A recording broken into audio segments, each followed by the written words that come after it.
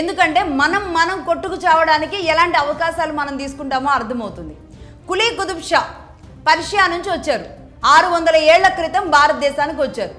ఈ రోజు కూడా కులీ కుతుబ్ షానే హైదరాబాద్ నిర్మాణం చేశాడు, ఆయనే మూసీ నది కట్టాడు, ఆయన కష్టమే అనేది మనం పాఠ్యాంశాల్లో చెప్పుకుంటాం, ఒకరికొకరు చెప్పుకుంటాం.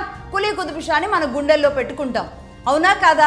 మంచిదే, వాస్తవం, పెట్టుకున్నాం. అదొకటి. నెంబర్ 2, టర్కీ నుంచి వచ్చిన నిజాములు దాదాపుగా 250 ఏళ్ల పాటు ఇటు తెలుగు రాష్ట్రాల్లో ఇదంతా పాలించారు.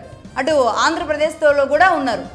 ఇదే నిజాముల్ని మనం నిజాం ప్రభువులు అని పిలిచేవాళ్ళు, జీ హుజూర్ అనేవాళ్ళు. వాళ్ళు పెట్టిన అనేక రకాలు ఏవైతే ఉన్నాయో హైదరాబాద్లో ఉన్న ఆ పేర్లన్నింటినీ కూడా మనం కంటిన్యూ చేస్తున్నాం. తీసేలాంటి పరిస్థితులు ఉన్నాయా? తీస్తే ఊరుకుంటారా? మనం గుండెల్లో పెట్టుకున్నాం నిజాముల్ని. 250 ఏళ్ల పాటు పాలించారు కాబట్టి తక్కువేం కాదు. మనకి స్వాతంత్రం వచ్చి జస్ట్ 75 ఏళ్ళు అంతే. 250 ఏళ్ల పాటు వాళ్ళు ఉన్నారు కాబట్టి గుండెల్లో పెట్టుకున్నాం, అలాగే కొనసాగిస్తున్నాం ఇటు నిజాముల్ని కూడా. ఇక నెక్స్ట్ నెంబర్ 3, ఆఫ్ఘనిస్తాన్. వీళ్ళు చెంగీస్ ఖాన్ సంతతికి చెందిన వాళ్ళు. అంటే భారత్ మీదకి దండయాత్రకు వచ్చారు. వీళ్ళే ఎవరు? బాబరు, అక్బరు, వీళ్ళంతా ఈ వంశాల వాళ్ళు. ఆ వంశాల కథలు, వాళ్ళ చరిత్రలు, వాళ్ళ జీవితాలు ఇవన్నీ పుస్తకాల్లో ఉంటాయి మనకి.